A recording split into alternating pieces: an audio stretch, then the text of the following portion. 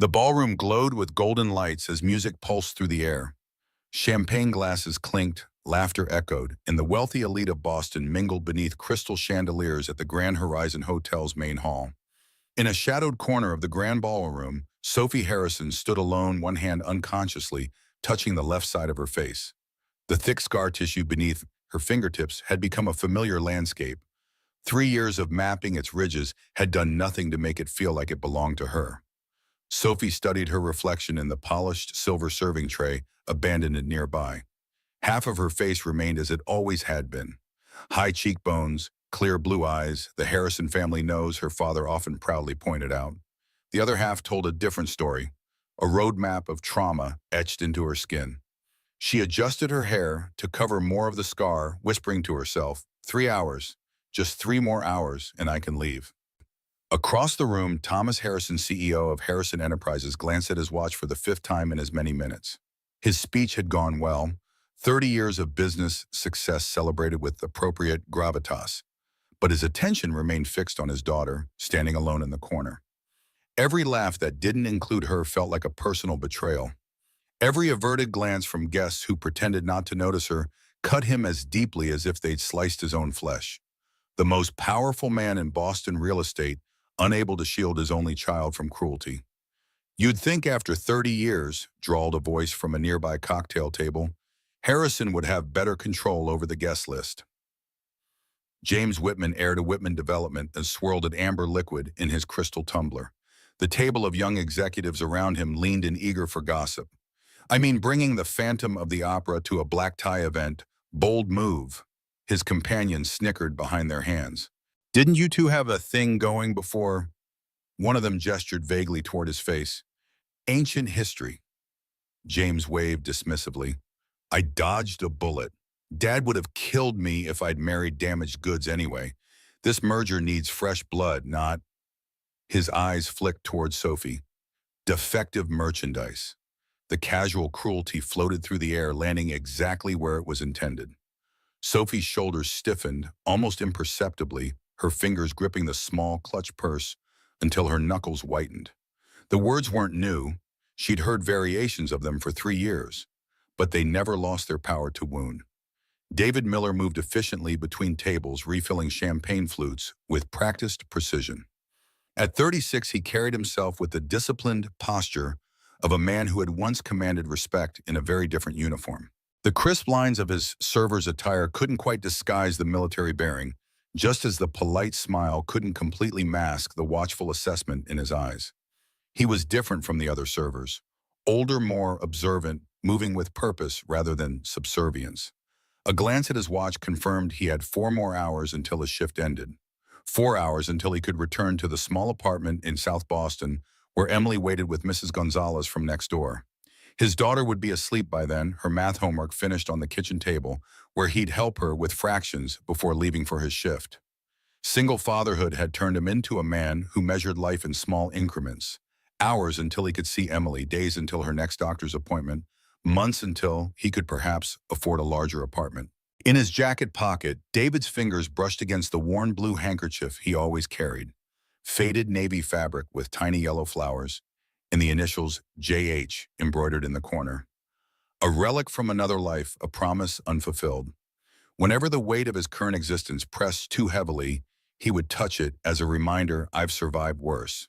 I've seen worse. I've overcome worse. The handkerchief had belonged to Jack Harrison, his commanding officer in the Navy SEALs. Jack, who had pushed David out of the way when the IED detonated.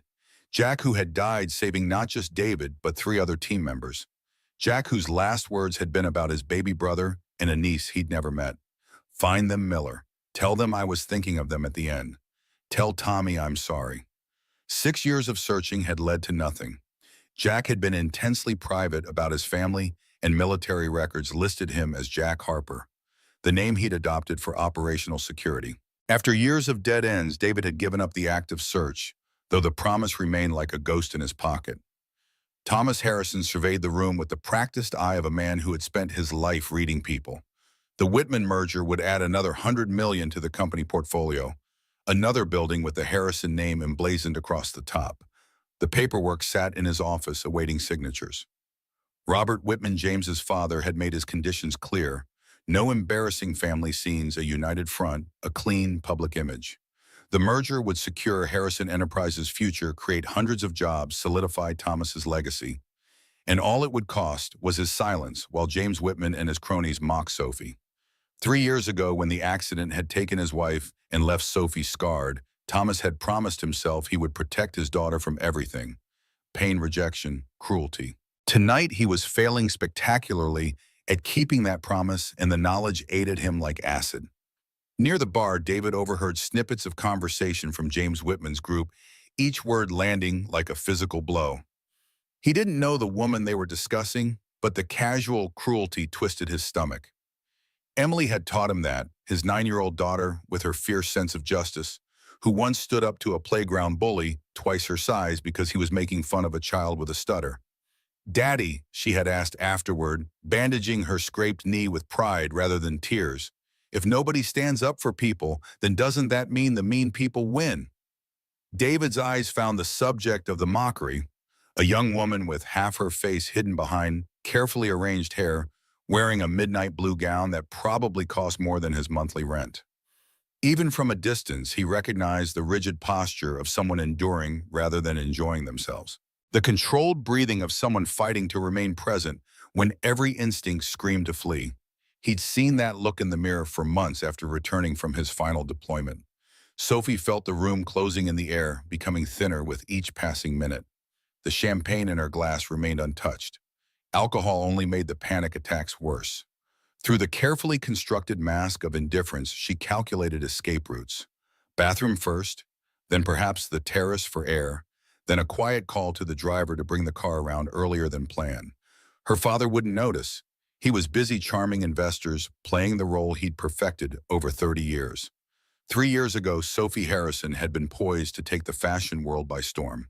Her designs featured in major magazines, a promising career just beginning to blossom. 3 years ago, James had proposed with a 4-carat diamond and promises of a merger between their family's empires that would reshape Boston's skyline. 3 years ago, she had believed her life would unfold according to plan. Then came the rainy night on the coastal highway, the truck that crossed the median, the twisted metal and shattered glass. Her mother hadn't survived. Sophie had, though sometimes in moments like these, survival felt like the crueler fate. David moved mechanically through his duties, refilling glasses, clearing empty plates invisible to the guests, except as a function. His mind traveled across the city to Emily, wondering if she'd remembered to take her medication, if Mrs. Gonzalez had managed to get her to eat something besides cereal for dinner. Single fatherhood hadn't been the plan, hadn't even been a consideration until Angela's diagnosis had upended their world. Pancreatic cancer had taken her in 8 months, leaving him with a grieving 6-year-old and skills that translated poorly to civilian life. What good was knowing how to clear a building or survive in hostile territory when your daughter needed help with spelling homework and reassurance that monsters weren't real? How did tactical training prepare you for tea parties with stuffed animals or explaining why mommy wasn't coming back? The second shift at the Grand Horizon had been a lifeline. Better pay than most service jobs, decent health insurance for Emily's asthma medication. Pride was a luxury he couldn't afford, so he'd learned to be invisible, to serve without being seen, to swallow the indignities of catering to people who would never remember his face. Sophie felt it building. The familiar tightness in her chest, the slight tremor in her hands that signaled the beginning of a panic attack. She moved toward the edge of the room, seeking space, air escape. James Whitman's laugh cut through the ambient noise, the sound dripping with entitlement and mockery. Once she had found that laugh charming, now it scraped against her nerves like glass. "Classic Sophie," James was saying, loud enough to ensure she could hear, "always hovering at the edges. You know what her nickname was in college, the Ghost?" Even before half her face melted off. The cruelty landed with precision, designed to wound without appearing outright malicious to casual observers. Just guys having fun, just jokes among friends. The kind of cruelty that couldn't be called out without the victim appearing oversensitive, without making a scene. David passed by their table, collecting empty glasses with mechanical efficiency. His jaw tightened at the comments, but years of military discipline kept his expression neutral. "Not your business, Miller. Not your fight. Keep your head down, do your job, get home to Emily." But something in him rebelled against the practiced detachment.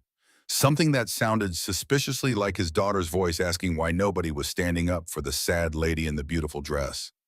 Thomas Harrison watched the scene unfolding from across the room, impotent rage building in his chest. One word from him would end James Whitman's career prospects in Boston. One phone call would tank the Whitman family stock. But Robert Whitman's warning echoed in his mind. We need this merger to be clean, Tom. No drama, no complications. Your company needs this more than mine does. The unspoken threat hung between them.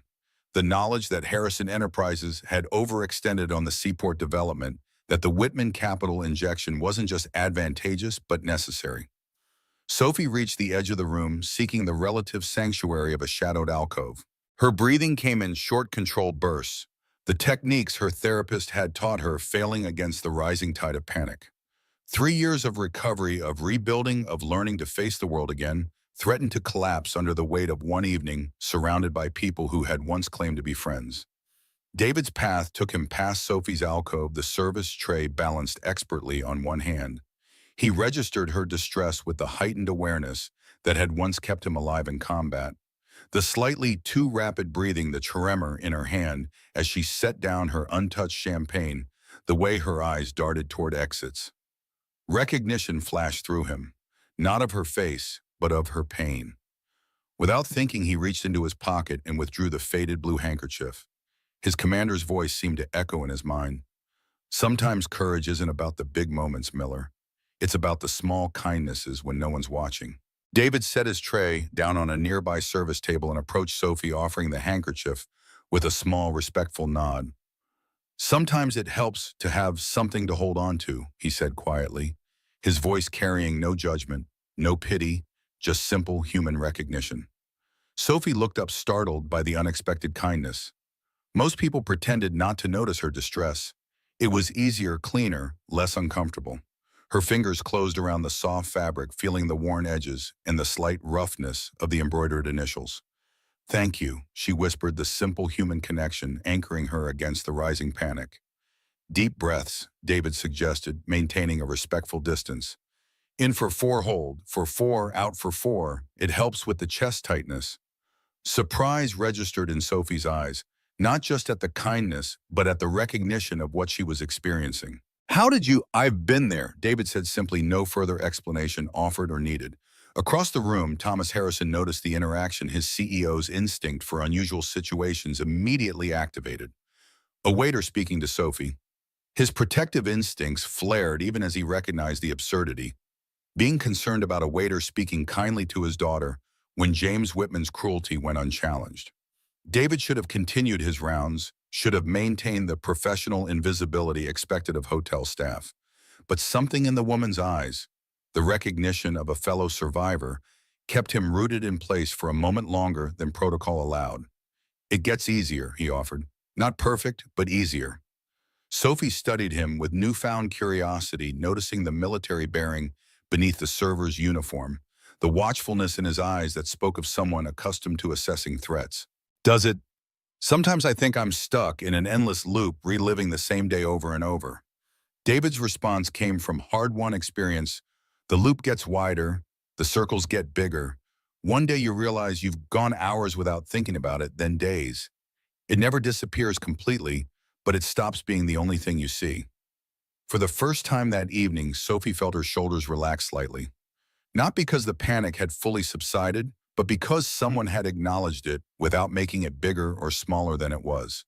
No platitudes, no awkward avoidance, just simple recognition. The moment ended as David's supervisor appeared at the edge of the room, eyebrows raised in silent reprimand. David nodded once more to Sophie and returned to his duties, collecting his tray and continuing his rounds with the same efficient invisibility as before. But something had shifted in the atmosphere, a small kindness creating ripples across the carefully maintained surface of the evening. Sophie watched him go, the blue handkerchief clutched in her hand like a talisman. She hadn't realized how starved she'd been for normal human interaction.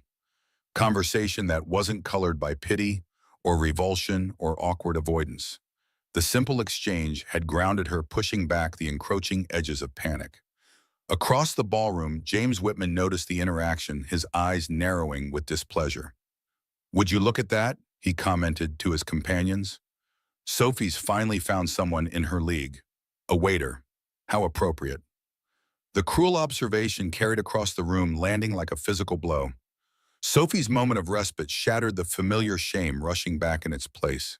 She clutched the handkerchief tighter, reminding herself of the stranger's words. It gets easier. In the kitchen, David moved through his tasks with mechanical precision, his mind elsewhere. The woman's eyes had reminded him of his own reflection in the months after Angela's death. The hollow look of someone going through the motions of living without actually being present in their own life. He recognized the courage it took for her to be in that room, facing the stares and whispers. It was a different kind of battlefield, but a battlefield nonetheless. His supervisor cornered him between services, voice low and warning. We don't engage with guests unless they initiate contact Miller, especially not with the owner's daughter. You want to keep this job, you follow protocol. David nodded, accepting the reprimand without explanation or defense. The job mattered. Emily's medication, their rent, the possibility of a better school next year, all depended on his paycheck. Yet something about the interaction nagged at him, a connection he couldn't quite place. The Harrison name tugged at a memory, something important hovering just beyond reach. The evening progressed with rehearsed elegance. Speeches given, partnerships, celebrated, champagne flowing freely. Sophie remained in her corner, the blue handkerchief now tucked into her small purse, a secret touchstone. She watched her father move through the crowd with practiced charm, knowing he was securing the Whitman merger that had been in negotiation for months. The deal that required her to silently endure James's presence and his barely concealed contempt. Thomas Harrison was a good father in all the ways that could be measured, providing for her, supporting her recovery, never once making her feel that her injuries were a burden. But he was also a businessman to his core, and sometimes Sophie wondered which role took precedence in moments like these. As the orchestra began playing a waltz, couples moved onto the dance floor, creating a swirl of color and movement at the center of the room. Sophie watched with a mixture of nostalgia and resignation. Before the accident, she had loved dancing, had been good at it even. Now the idea of drawing attention to herself made her stomach clench with anxiety. David moved around the perimeter of the dance floor, collecting discarded glasses and plates invisible to the swirling couples. Through the crowd, he caught glimpses of Sophie still standing alone, her posture gradually curling inward as the evening progressed. The protective instinct that made him an excellent father to Emily stirred uncomfortably. In his earpiece, the banquet manager announced the next service rotation, sending David to the VIP section, where Thomas Harrison sat with Robert Whitman and their respective executive teams. As he approached with a fresh champagne, he overheard snippets of their conversation. Million-dollar figures tossed around, casually references to properties and developments, the casual language of wealth-changing hands. We'll finalize after the weekend, Robert Whitman was saying, his voice carrying the practiced authority of old money, assuming there are no complications. His gaze drifted meaningfully toward James, who was now approaching Sophie's corner with predatory intent. Thomas Harrison's expression remained pleasant, though a muscle twitched in his jaw. Everything will proceed smoothly, Robert. You have my word.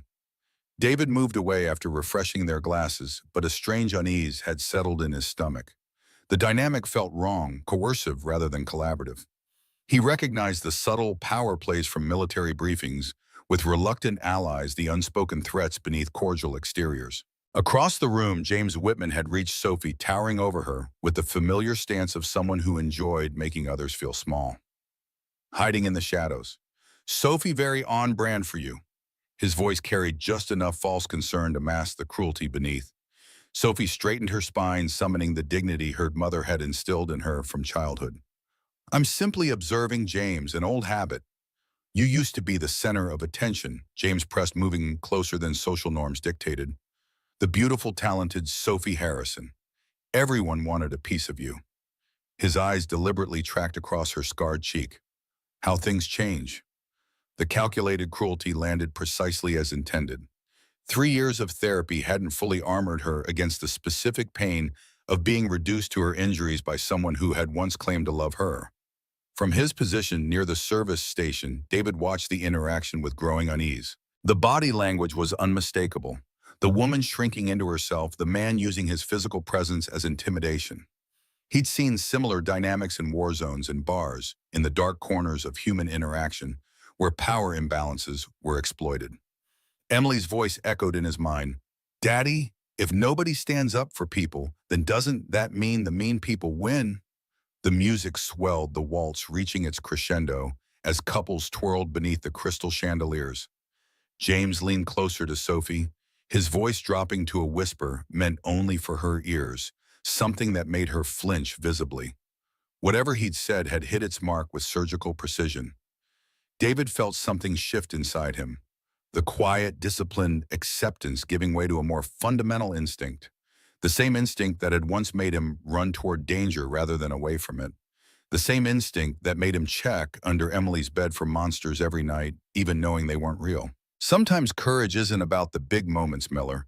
It's about the small kindnesses when no one's watching. But Jack's voice in his memory was wrong about one thing. People were watching.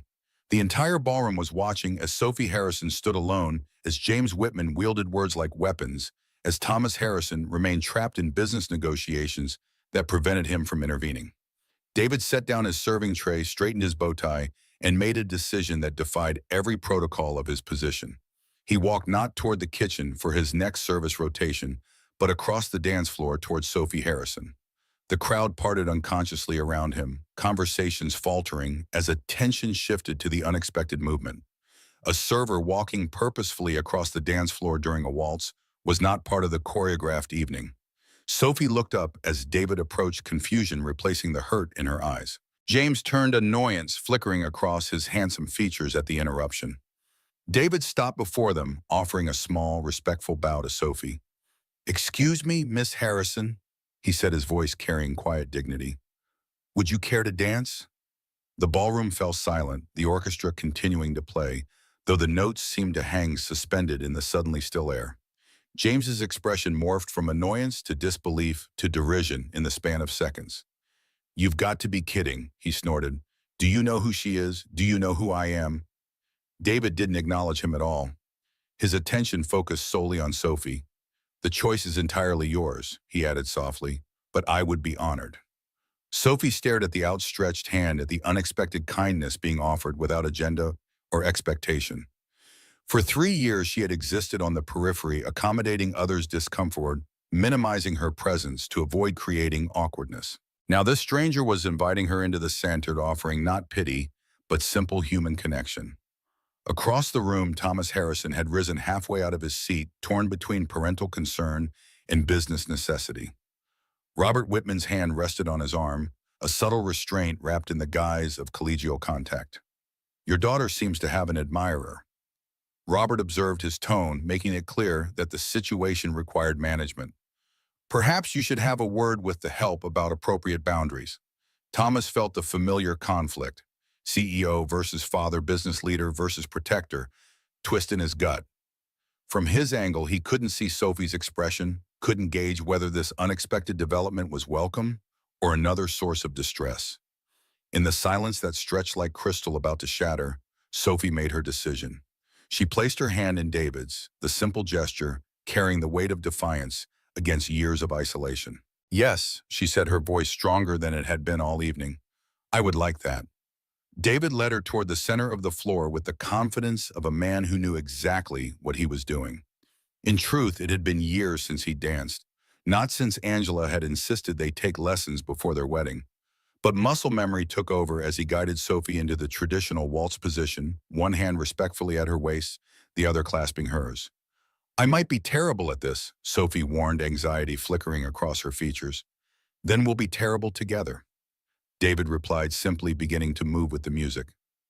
The first steps were awkward, tentative, but they found their rhythm quickly. Sophie had always been a natural dancer, and David moved with the fluid grace of someone accustomed to physical discipline. Around them, the other couples had resumed dancing, though curious glances continued to be cast their way. "Thank you," Sophie said quietly as they turned, "though you've probably just lost your job." David's smile was slight but genuine. "Some things matter more than boss don't." Like what? Like showing my daughter that standing up for people isn't just something we talk about. It's something we do even when it's inconvenient. Sophie studied his face with newfound curiosity. "You have a daughter, Chitom, Emily, 9 years old. too smart for her own good and convinced that fairness is the most important thing in the universe. She sounds wonderful. She's everything, David said, simply guiding Sophie through a turn. She's why I work 2 shifts and learn about dinosaurs and bake cupcakes for school events, even though I burn them every time. The simple, genuine pride in his voice touched something in Sophie that had been dormant for years. A recognition of someone who had built their life around love rather than appearance or achievement.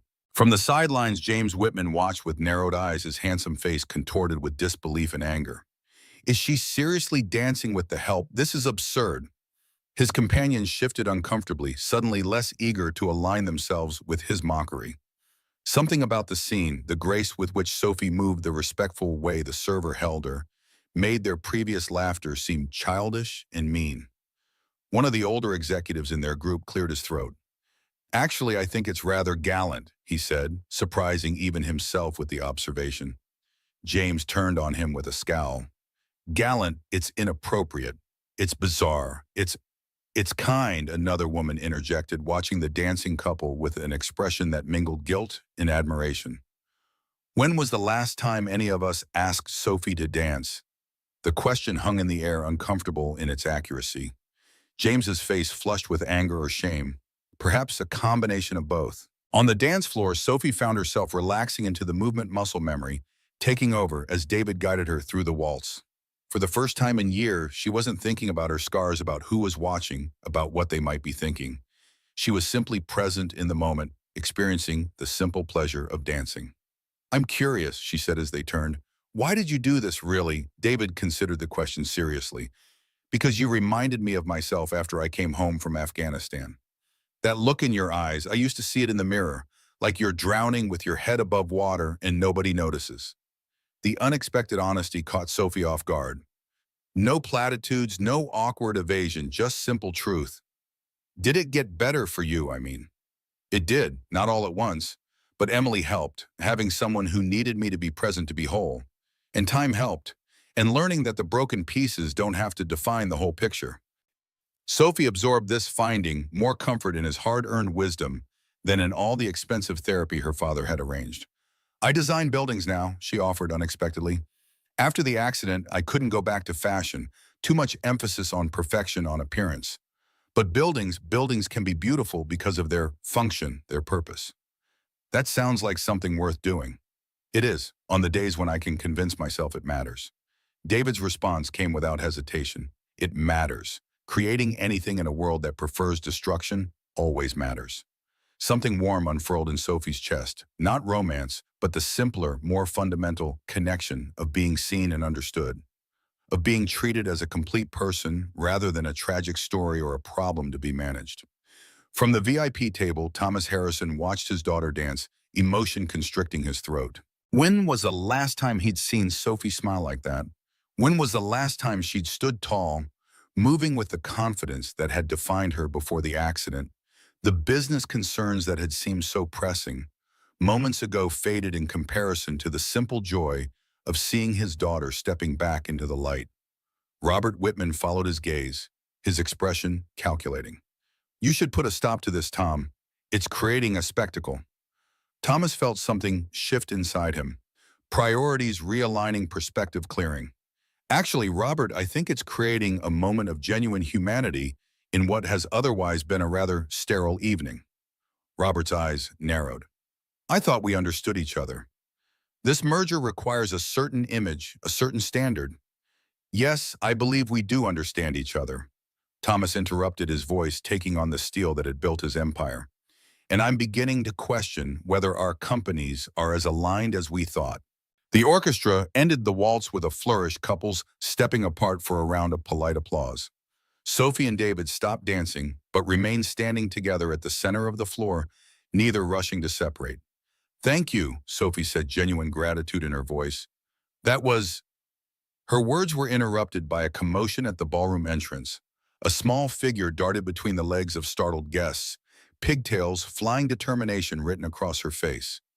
Daddy? Daddy! The voice cut through the murmurs, high and urgent.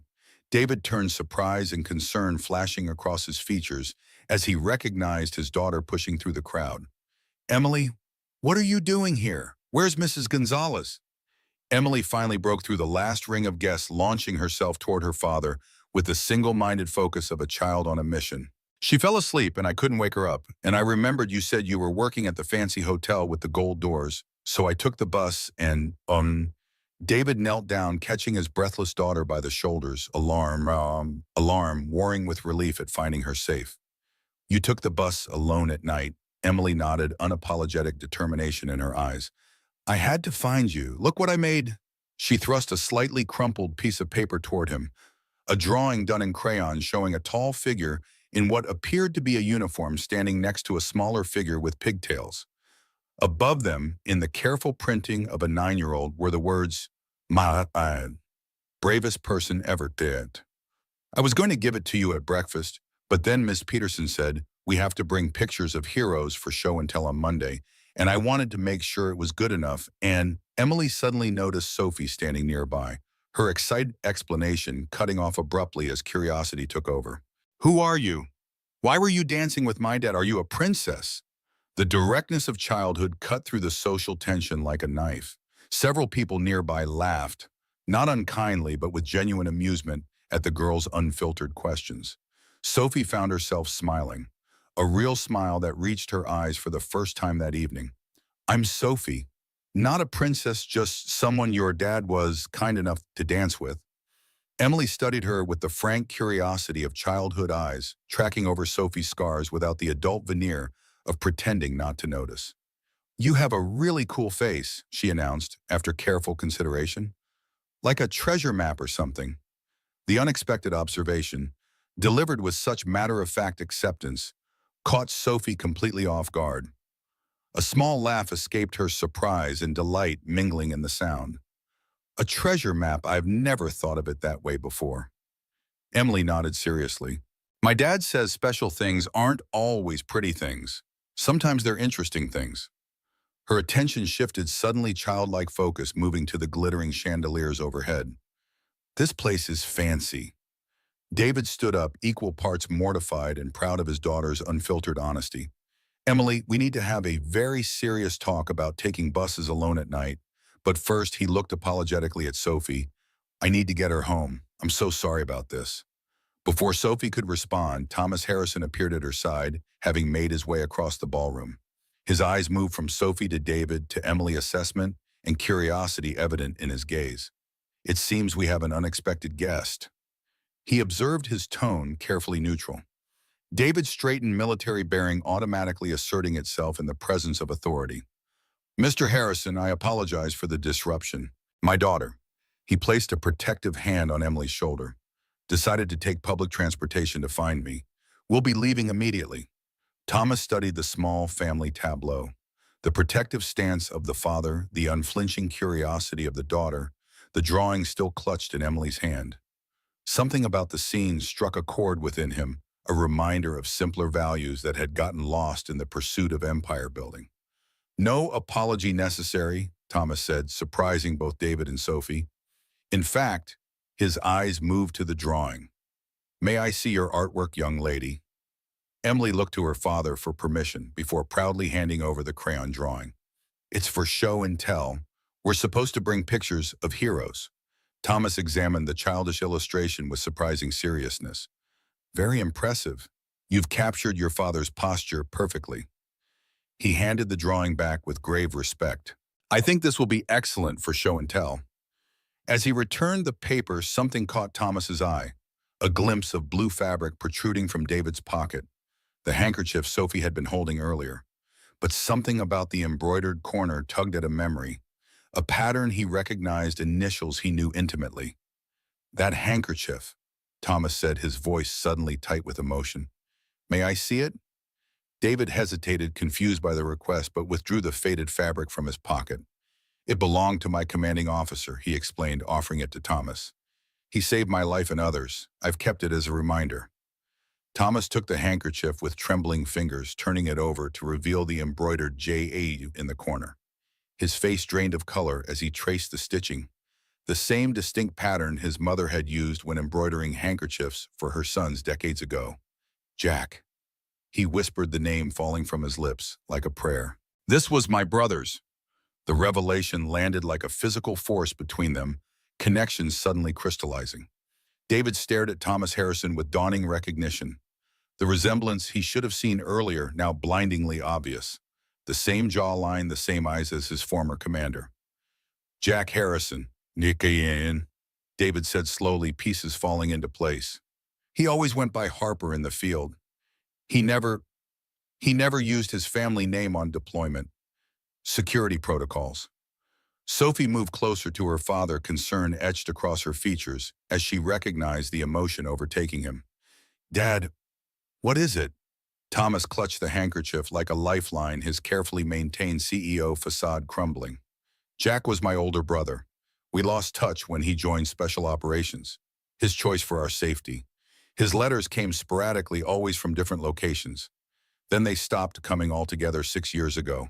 No body was ever recovered. Just a military representative telling us he died heroically. David's voice was steady, though emotion threaded through the words. He did. He saved 4 of us when an IED detonated during an extraction. He pushed me out of the way, shielded others with his body. His last word. David swallowed hard. His last words were about you, about his baby brother Tommy and a niece he'd never met but sent gifts to every birthday. Sophie's hand flew to the delicate chain around her neck, the pendant she'd received on her 18th birthday with no sender identified, just a card saying it was from someone who wishes he could see the amazing woman you're becoming. Around them, the ballroom had gone silent, guests watching the scene unfold with the uncomfortable fascination of witnessing something too private, too genuine for the carefully curated evening. Emily tugged at her father's sleeve, confused by the sudden emotional shift. Daddy, is everything okay? David placed a reassuring hand on his daughter's shoulder, steadying himself as much as her. Yes, sweetheart. Remember how I told you about Captain Harper who saved me? It turns out his real name was Jack Harrison, and this is his brother and his niece. Emily's eyes widened with the dramatic significance children attach to coincidences. Like in the movies, where people find each other after a long time. Something like that, David agreed, his eyes meeting Thomas's over Emily's head. Thomas Harrison still clutched the handkerchief, years of questions suddenly answered, grief, long suspended, finally finding resolution. I've spent 6 years wondering about his final moments, he said, his voice rough with emotion. Wondering if he was alone, if he was afraid. He wasn't alone, David said with quiet certainty. And Jack Harper was never afraid. His last request was that I find you, tell you he was thinking of you at the end. I tried for years, but without his real surname. James Whitman chose that moment to approach his expression, a mixture of confusion and irritation at being excluded from whatever drama was unfolding. Thomas, the Westport investors are asking for you.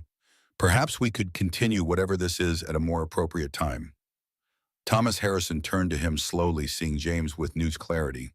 The entitlement, the casual cruelty, the hollow core beneath the polished exterior.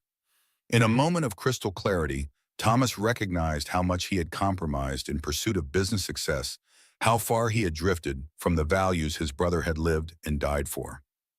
You know, James, Thomas said quietly, my brother once told me that the measure of a person isn't what they achieve, but how they treat those who can do nothing for them. His eyes flicked meaningfully to Sophie, then back to James. I've been remiss in applying that standard lately. James's expression darkened with anger and embarrassment. What's that supposed to mean? It means the merger is off, Thomas replied, calm certainty replacing his earlier emotional turmoil. I've spent too long prioritizing expansion over integrity. I think Jack would be disappointed in what I've become. Robert Whitman pushed through the gathering crowd, alarm evident on his face. Thomas, you can't be serious. This deal has been in negotiation for months. Our investors will have to understand that Harrison Enterprises is redefining its values. Thomas completed the sentence, his voice taking on the authoritative tone that had built his empire. Starting with how we choose our partners. Sophie stared at her father in disbelief, years of watching him prioritize business over personal concerns, making this reversal shocking. Dad, are you sure the seaport development can wait for partners who align with our values? Thomas finished firmly. He turned to David, extending his hand. Mr. Miller, David Miller. Mr. Miller, it seems I owe you a profound debt. not just for carrying my brother's memory all these years, but for reminding me of the values he lived by. Thomas's gaze moved to Emily, who was watching the proceedings with wide-eyed fascination. And to you, young lady, for your impeccable timing and excellent artistic skills. Emily beamed at the compliment, blissfully unaware of the business drama unfolding around her. David shook Thomas's hand, still processing the extraordinary coincidence that had led him to fulfill his promise to Jack after all these years. Sir, about my job here will be unnecessary, Thomas interrupted, because I'd like to offer you a position at Harrison Enterprises. Our security division could use someone with your background, and he glanced meaningfully at Sophie, who was still standing close to David. Your character. The orchestra, sensing the need to dispel the tension that had fallen over the ballroom, began playing again, a gentle melody that invited couples back to the dance floor. Slowly, attention shifted away from the small group at the center, the wealthy elite of Boston returning to their practiced social patterns. Sophie moved closer to David, genuine warmth in her expression. Is he always this direct? She asked, nodding toward Emily, who was now excitedly describing the chandeliers to Thomas. Direct, fearless, and completely incapable of keeping opinions to herself. David confirmed, affection evident in every word. She gets that from her mother. She's wonderful, Sophie said simply. Thank you again for the dance, for the kindness. They seem like small things, but small things often matter most, David finished, understanding in his eyes. That's another lesson Emily's taught me. As the evening's formalities resumed around them, something new had taken root. Connections forged not through business negotiations or social obligation, but through simple human kindness and unexpected courage. The blue handkerchief, passed from brother to stranger, had completed its journey, bringing together lives that might otherwise never have intersected. And in the center of it all stood Emily Crayon, drawing clutched proudly in her hand, unwittingly having set in motion changes that would ripple outward long after the evening ended, proving once again that sometimes the smallest people can create the biggest waves. Morning light streamed through the tall windows of Thomas Harrison's office, casting geometric patterns across the polished mahogany conference table. 1 month had passed since the gala.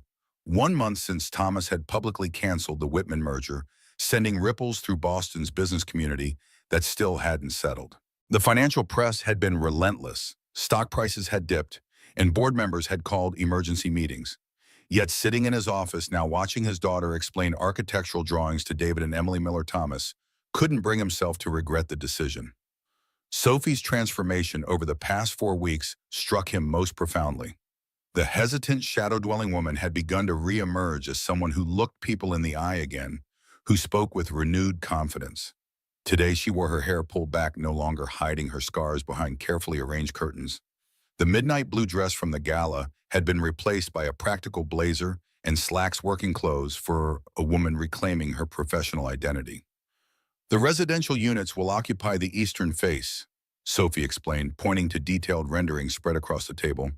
Maximum natural light throughout the day, views of the harbor, and completely accessible design.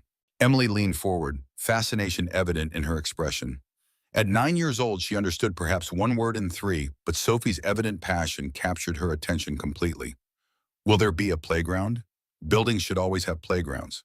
Sophie considered this with grave seriousness, as if receiving feedback from a seasoned consultant rather than an elementary school student. That's an excellent point. The current plans include a community garden on the roof, but we could certainly incorporate a play area adjacent to it. David watched the exchange with quiet pride, still adjusting to their drastically altered circumstances.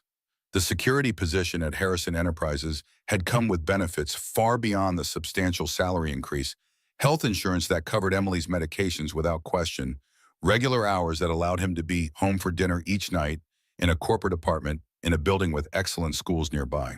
After years of struggle, the sudden reversal felt almost disorienting in its completeness. Thomas cleared his throat, reluctantly interrupting. Sophie, the seaport investors will be here in 20 minutes. Are you comfortable walking them through these modifications yourself?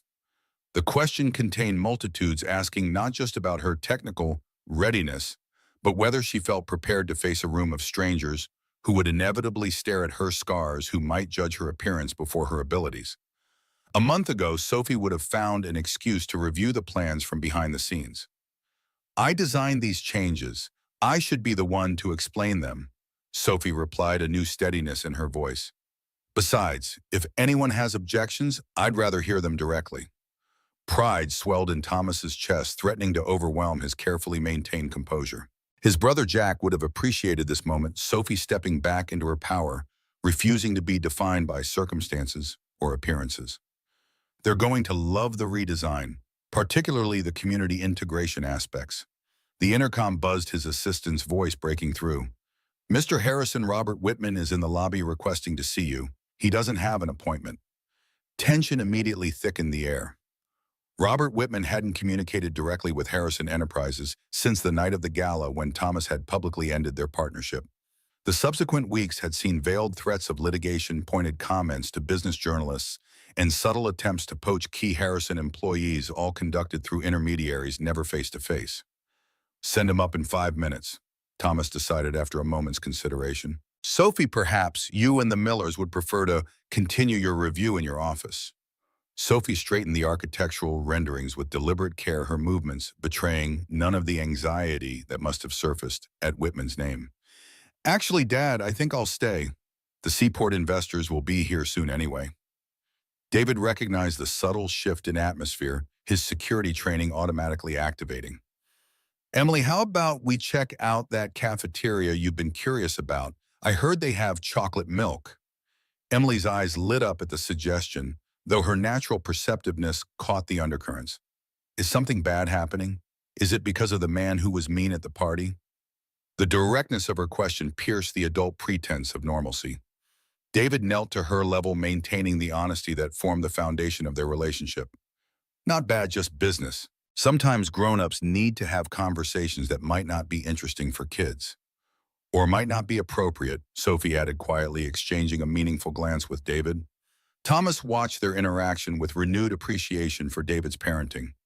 In the months since discovering Jack's connection to the Millers, Thomas had found himself increasingly impressed by the former Navy SEAL's steady character and unwavering devotion to his daughter.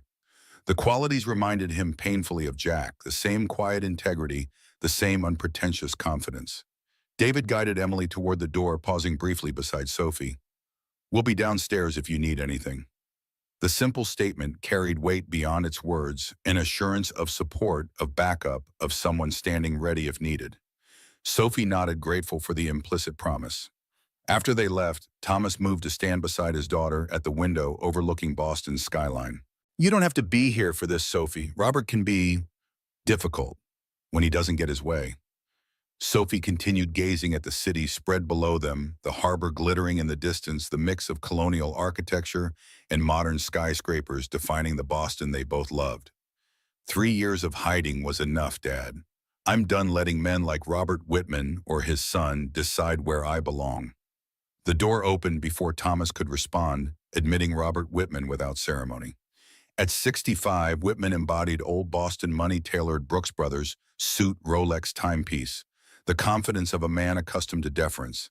His eyebrows rose marginally upon seeing Sophie, a flicker of distaste, quickly masked by practiced civility. Thomas, Miss Harrison, I apologize for arriving unannounced, but some matters are best discussed in person. Robert's gaze swept the office, noting the architectural plans still spread across the conference table. I see you're proceeding with the seaport development despite our misunderstanding. Thomas maintained his position beside Sophie, deliberately unhurried. Not a misunderstanding, Robert. A reassessment of priorities. What brings you here today?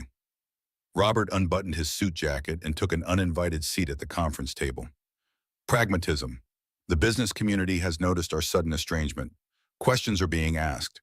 Stock prices have been affected, yours more than mine, I might add. If you've come to gloat, you could have saved yourself the trip. Sophie interjected, her voice cool and measured. Robert's attention shifted to her assessment, evident in his gaze. Actually, I've come with a proposition. A face-saving resolution for all parties. He withdrew a slim folder from his briefcase, sliding it across the polished surface. A revised merger proposal. More favorable terms for Harrison Enterprises, 15% above our original valuation. Thomas made no move to touch the folder. What's the catch, Robert? No catch. Simply a mutual agreement to present a united front. Business is business, after all. Personal feelings shouldn't interfere with profitable partnerships. Robert's gaze slid meaningfully toward Sophie, though I would suggest that certain representatives of our companies maintain appropriate professional distance in public settings. The implication hung in the air like poison gas. Thomas felt Sophie stiffen beside him, though her expression remained remarkably composed. Appropriate professional distance. Sophie repeated each word precision cut. Would that be the distance James maintained when he told me publicly at your company's holiday party that he dodged a bullet when our engagement ended after my accident? Or perhaps the distance he suggested at the gala when he loudly speculated about what my face looks like without makeup? Robert had the grace to appear uncomfortable, though whether from genuine regret or mere inconvenience remained unclear. James has always been outspoken. Youth and privilege sometimes create unfortunate combinations. Nevertheless, he remains my son and heir to Whitman Development. And I remain my father's daughter and chief architectural officer of Harrison Enterprises. Sophie countered, moving to stand directly across from Robert. So unless you're suggesting that nepotism only counts when it benefits your family, I'm not sure what point you're making. Thomas suppressed a smile at his daughter's newfound assertiveness. The Sophie of 3 months ago would have found an excuse to leave the room rather than engage in direct confrontation. Robert's expression hardened almost imperceptibly. My point, Miss Harrison, is that business partnerships require certain compromises. The incident at the gala was regrettable, but surely you understand that a waiter accosting a member of your father's social circle created an awkward situation. Accosting, Sophie's laugh held no humor. David Miller asked me to dance. He showed basic human kindness when your son was deliberately cruel. If that constitutes accosting in your world, perhaps our companies truly are incompatible. The intercom buzzed again, a welcome interruption. Mr. Harrison, the Seaport investors have arrived for their appointment. Thank you, Janet. Please show them to the main conference room. We'll be there momentarily. Thomas turned to Robert, professional courtesy masking deeper satisfaction. I'm afraid we'll have to cut this short. As you can see, we're proceeding with the Seaport development with new partners. Robert rose slowly, buttoning his jacket with deliberate precision. Consider the offer, Thomas. Emotions make poor business advisors. He nodded curtly towards Sophie. Miss Harrison. After he departed, Sophie released a breath she hadn't realized she was holding. That was intense, and illuminating, Thomas added, studying his daughter with newfound respect. Jack would have been proud of you just now. I'm not sure where that came from, Sophie admitted. A month ago, I would have hidden in my office rather than face him. Thomas squeezed her shoulder gently.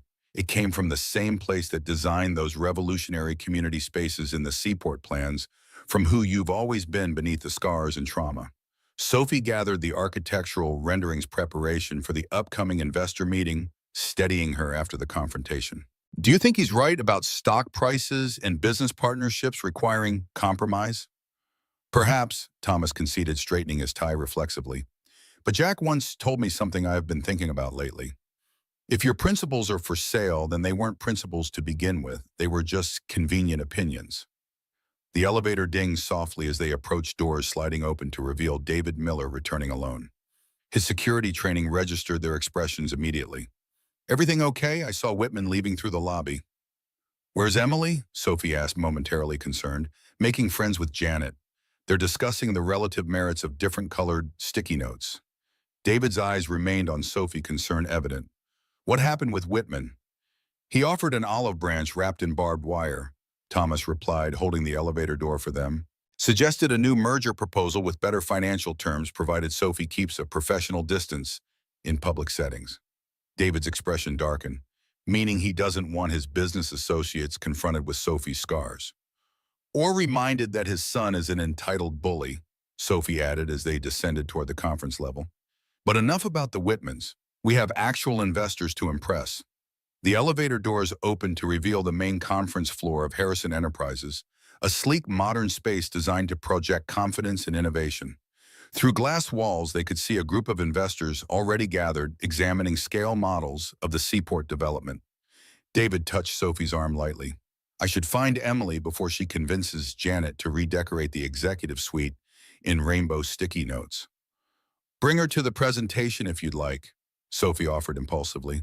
Her playground suggestion was actually brilliant. We could use more 9-year-old consultants. Thomas watched their interaction with quiet interest, noting the easy comfort that had developed between them over the past month. Nothing romantic, both were still navigating profound grief and life changes, but a friendship built on mutual respect and understanding. I'll find you after the presentation, David promised, already moving toward the executive offices where Emily waited. The investor meeting progressed with unexpected smoothness. Sophie presented the architectural modifications with confidence and precision, fielding technical questions without hesitation. If the investors noticed her scars, they had the courtesy not to stare, or perhaps they were simply more interested in the innovative community spaces and projected return on investment than in her appearance. Midway through the presentation, David slipped into the back of the conference room with Emily, who maintained impressive quiet as she watched Sophie command the room. When questions turned to the proposed playground and garden spaces, Thomas nodded toward Emily. Actually, we have our youth consultant present. Emily, would you like to explain why the playground is important? Startled but delighted by the invitation, Emily approached the scale model with confidence beyond her years. Playgrounds aren't just for playing. They're where kids make friends and where parents talk to each other. If you want people to really live in a building, not just sleep there, you need places where everyone can be together. The simplicity and wisdom of her observation earned appreciative murmurs from the investors. Sophie stepped beside her, pride evident. Emily's insight helped us reconceptualize the communal spaces throughout the development. We're not just building housing units, we're creating community infrastructure. The lead investor, a woman in her 50s with decades of experience developing urban properties, nodded approvingly. Reminiscent of the European approach to mixed-use development. Refreshing to see in the American market. The presentation concluded with unanimous investor approval for the modified plans. As the group dispersed, Thomas found himself standing aside with the lead investor, Catherine Reynolds, watching Sophie, David, and Emily studying the scale model together. I was skeptical when I heard you'd canceled the Whitman partnership, Catherine admitted frankly. That merger would have doubled your market cap overnight. Thomas considered his response carefully. Some costs don't appear on balance sheets. Integrity being one of them, Catherine agreed, following his gaze to where Sophie was showing Emily how the scale model opened to reveal interior spaces. Your daughter has remarkable talent. The accessibility features alone set this development apart from anything else in the Boston market. She's always had the talent, Thomas replied. What's new is her willingness to be seen again. Catherine's expression softened momentarily.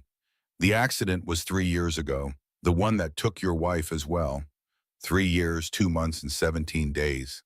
Thomas confirmed the precision, revealing how clearly the date remained etched in his consciousness. Sarah died instantly. Sophie underwent 17 surgeries. The physical recovery was the easier part. Catherine nodded thoughtfully.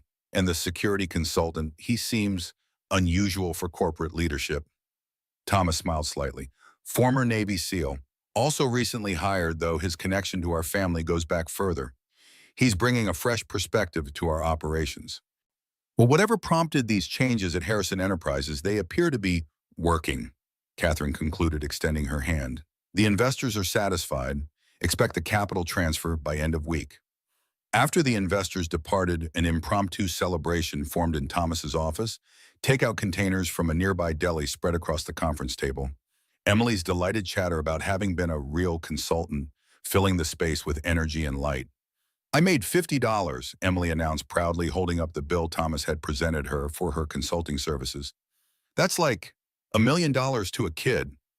David laughed, the sound still rare enough to draw attention. And what will you do with your fortune, Miss Consultant? Emily considered this with exaggerated seriousness. Save half, spend half. That's what you always say. She turned to Sophie, excitement bubbling over. Can we go to that art store you told me about? The one with all the colored pencils? Absolutely, Sophie agreed, surprising herself with how much she looked forward to it. This weekend, perhaps, if your dad approves. The casual invitation hung in the air, weighted with more significance than its simple words suggested. Over the past month, Sophie and the Millers had spent considerable time together, professional meetings bleeding into shared lunches, occasional weekend outings when Emily expressed interest in architecture or design. The boundaries between colleagues and friends had blurred gradually, organically. David met Sophie's eyes across the table. Sounds perfect. Emily's been talking about nothing else since you mentioned those special shading pencils. Thomas observed the exchange with quiet satisfaction, recognizing the healing occurring before his eyes, not just for Sophie, but for all of them. His phone buzzed with an incoming message, temporarily drawing his attention away. The expression that crossed his face caused both Sophie and David to straighten instinctively. "Dad, what is it?" Thomas set his phone down carefully. James Whitman just announced his engagement to Melissa Lowell. The name landed like a physical blow. Melissa had been Sophie's closest friend before the accident, her design partner in their fledgling fashion business, her confidant through college and early adulthood. After the accident, Melissa had visited exactly once, her discomfort so palpable that Sophie had pretended exhaustion to end the awkward encounter. Within months, Melissa had accepted a design position in New York, their friendship fading into occasional text messages that eventually stopped altogether. "Well," Sophie said finally, her voice carefully controlled, "that's unexpected." David, sensing the undercurrents but lacking context, glanced between them. "I'm guessing there's history there." Melissa was Sophie's best friend, Thomas explained quietly. They were inseparable from design school through their first business venture. "Until my face became unrecognizable," Sophie added, a bitter edge creeping into her voice. Apparently, friendship was conditional on aesthetic compatibility. Emily, sensing the shift in mood, looked up from her sandwich with concern. "Are you sad, Sophie?" The direct question cut through pretense, demanding honesty. Sophie considered her response, surprised to discover that beneath the initial shock, what she felt wasn't exactly sadness. Not sad exactly, just disappointed. When people show you who they really are, it's always a little disappointing. Like when Kaylee at school said she was my best friend, but then didn't invite me to her birthday because my clothes aren't fancy enough. Emily's comparison, startlingly apt, silenced the adults momentarily. "Exactly like that," Sophie confirmed, finding unexpected comfort in the child's straightforward understanding. "Sometimes people care more about appearances than what really matters." David's hand covered his daughter's smaller one instinctively, and sometimes those people miss out on the best friendships because they're looking at the wrong things. Thomas's phone buzzed again, this time with an incoming call that lit the screen with Janet's name. "Harrison speaking." His expression shifted rapidly from curiosity to concern as he listened. "When send security down immediately. We'll be right there." "What's happening?" David was already on his feet, professional alertness replacing casual relaxation in an instant. "James Whitman is in the lobby, apparently intoxicated and demanding to see Sophie. Security is responding, but I thought you should know." Thomas was already moving toward the door David closed behind. Sophie remained frozen momentarily, old fear battling new resolve. Emily's small hand slipped into hers, offering unexpected anchoring. "Don't worry, my dad won't let anyone be mean to you. He protected lots of people in the war." The simple confidence in her statement broke through Sophie's paralysis. "You're right, and you know what, I can protect myself too." She stood, squeezing Emily's hand once before releasing it. "Stay here with your sandwich, okay? We'll be right back." By the time Sophie reached the lobby, the situation had deteriorated further. James Whitman stood swaying slightly near the security desk, his usual polished appearance notably disheveled, tie askew, eyes bloodshot, voice raised to carry across the marble expanse. Thomas and David had positioned themselves between James and the elevator banks, effectively blocking his path further into the building. "There she is," James called out upon seeing Sophie emerge from the elevator. "The scarred princess herself. Tell me, Sophie, did you hear my good news? Melissa sends her regards." Several employees in the lobby froze in place, uncomfortable witnesses to the unfolding scene. David stepped forward, his posture communicating clear warning without words. "Mr. Whitman, I suggest you leave before security removes you." James laughed without humor, gesturing expansively. "The waiter speaks. Oh, wait, you've been promoted now, haven't you? From serving champagne to serving... what exactly?" "The Harrison family charity case." Thomas moved forward, anger evident in every line of his body. "That's enough, James. You're drunk and making a fool of yourself. Leave my building before I have you forcibly removed." "Your building," James sneered. Not for long, old man. My father's already talking to your board members. They're not happy about the tanking stock prices since you canceled our merger. Sentimental decisions make poor business strategy. Sophie stepped forward, moving deliberately past both her father and David to face James directly. The lobby fell silent, employees and security personnel alike holding their collective breath at her unexpected advance. Is that what this is about, James? The merger? Or did you come here because you can't stand that I'm rebuilding my life without caring what you think anymore? Sophie's voice carried clearly confidence, strengthening each word. You've announced your engagement to my former best friend, yet here you are drunk in my father's lobby in the middle of a workday. I'm not sure which of us has truly moved on. James's expression contorted with ugly emotion. You think you're so superior now, playing architect and businesswoman?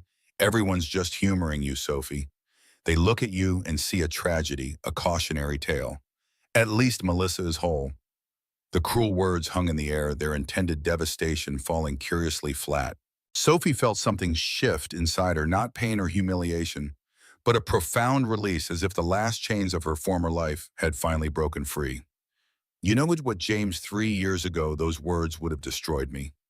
I would have believed you because I already believed the worst about myself. Sophie stepped closer, completely steady now. But now I can see what I couldn't. Then you were never worthy of me before or after the accident. And the only tragedy here is that I wasted years caring about your opinion. Security personnel had moved into position, awaiting Thomas's signal to intervene.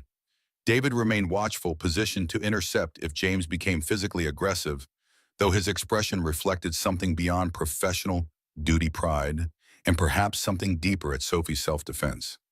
James's face flushed with anger and embarrassment. You ungrateful! He lurched forward, arm raised in what might have been a pointing gesture or something more threatening.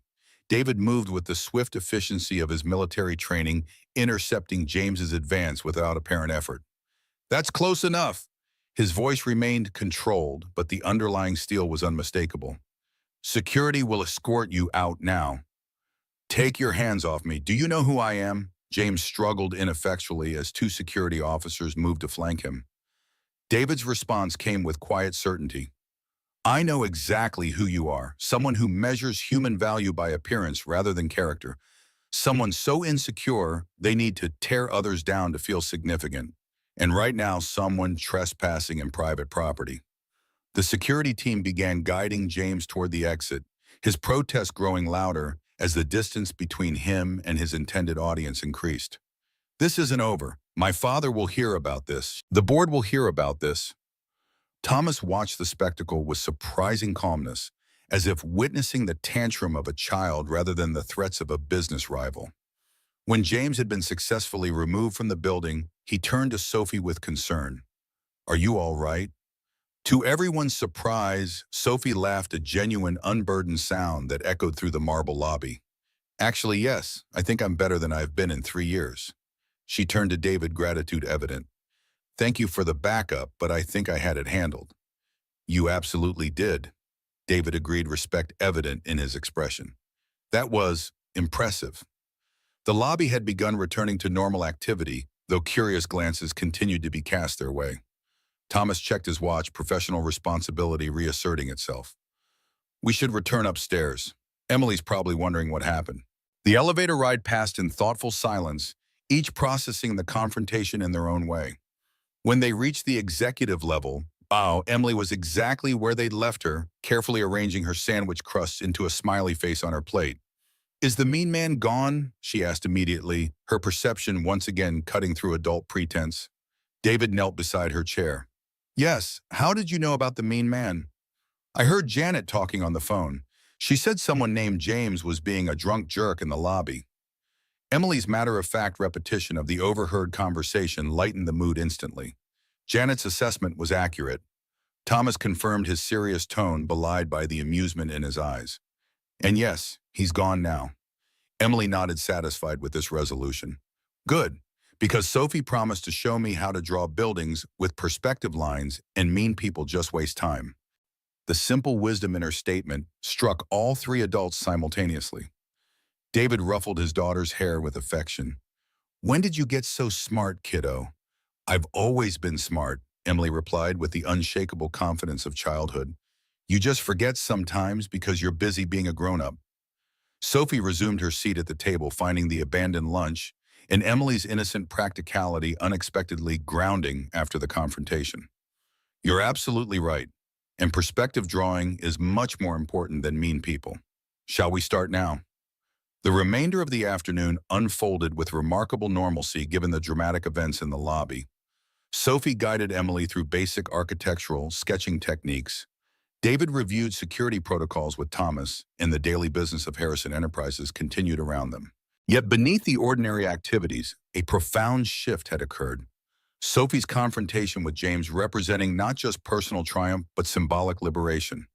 As evening approached, Thomas received notification that the Seaport investor contracts had been finalized, officially securing funding for the development without Whitman involvement. The small group gathered in his office, lifted coffee mugs in makeshift celebration. To new beginnings, Thomas proposed the simple toast encompassing far more than business success. Emily tugged at Sophie's sleeve, whispering loudly enough for everyone to hear, "Does this mean you're going to build my playground idea for real?" "Absolutely," Sophie confirmed, "complete with that spinning thing you described. What was it called again?" "A merry-go-round," Emily bounced with excitement. "The park near our old apartment had one, but it was all rusty and wobbled. This one could be shiny and smooth and spin forever." David caught Sophie's eye over Emily's head, shared amusement at his daughter's enthusiasm, creating a moment of connection. "I hope you know what you have committed to. She'll expect weekly construction updates now." "I can provide those," Sophie replied, surprised by how much she looked forward to it. "Maybe we could visit the site together once foundation work begins. Hard hats required, of course." The casual invitation represented another small step in the friendship developing between them, cautious, respectful, with Emily serving as both catalyst and buffer. Neither was ready for more, both still carrying the weight of their respective losses, yet something undeniable was growing in the space between them. Thomas observed their interaction with quiet satisfaction, recognizing the healing occurring before his eyes. His phone buzzed with an incoming email, momentarily drawing his attention. The subject line caused him to inhale sharply. "Harrison Enterprises Board Meeting. Vote of Confidence." "Dad, what is it?" Sophie had become attuned to these small shifts in her father's demeanor. Thomas set the phone down carefully. "It seems Robert Whitman has been busy. The board has called an emergency meeting tomorrow morning to discuss recent leadership decisions, specifically the canceled merger and seaport development changes." The news landed heavily, its implications clear to the adults in the room. Board votes of confidence were rarely called without cause and rarely concluded without consequence. Despite the successful investor meeting, the canceled Whitman merger had indeed affected stock prices and created uncertainty among shareholders. "Can they remove you?" Sophie asked directly, legal ownership structures suddenly foremost in her mind. "Not easily," Thomas replied, though his expression betrayed concern. "I maintain controlling interest, but the board can certainly make operations difficult if they lose faith in leadership direction." David's military training immediately activated mind-assessing threats and formulating response strategies. "What can we do to prepare?" "We demonstrate that our new direction is not just ethically sound, but financially viable." Thomas's voice regained its usual confidence as he outlined their approach. "The seaport investor contracts help considerably. We'll need comprehensive projections showing how the development's innovative features will yield superior returns compared to the original Whitman-influenced plans." Sophie was already moving toward her office. "I'll pull together the sustainability metrics. The green building certifications alone add 15% to property values in the current market." Thomas nodded approvingly. "Good. I'll contact Catherine Reynolds. Her endorsement carries significant weight with the board." Emily watched the suddenly energized adults with confusion. "What's happening? Is something wrong with Sophie's buildings?" David knelt to his daughter's level, maintaining the honesty that formed the foundation of their relationship. "No, sweetheart. Some people just don't understand yet why Sophie's designs are special, but we're going to help them see." Thomas paused in his preparation, struck by the simplicity and truth in David's explanation. "That's exactly right.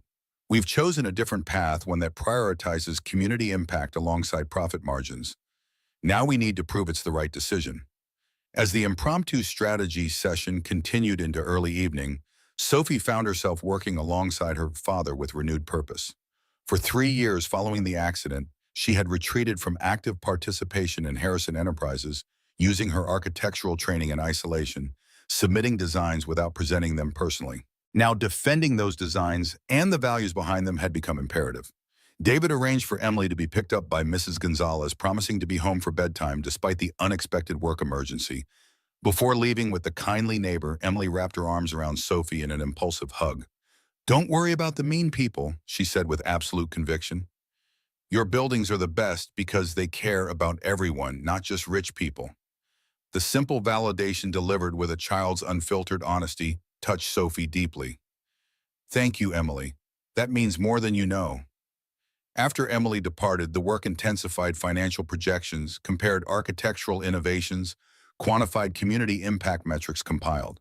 Thomas coordinated with Catherine Reynolds, securing her appearance at the board meeting as an independent endorsement of their new direction. David moved between them, providing security updates on Whitman's activities and practical assistance wherever needed. His military background had instilled both tactical thinking and the ability to remain calm under pressure, qualities that proved invaluable as the hours passed. Near midnight, Sophie looked up from her computer to find David placing a cup of coffee beside her. "Thank you. You don't have to stay, you know. This isn't technically security business."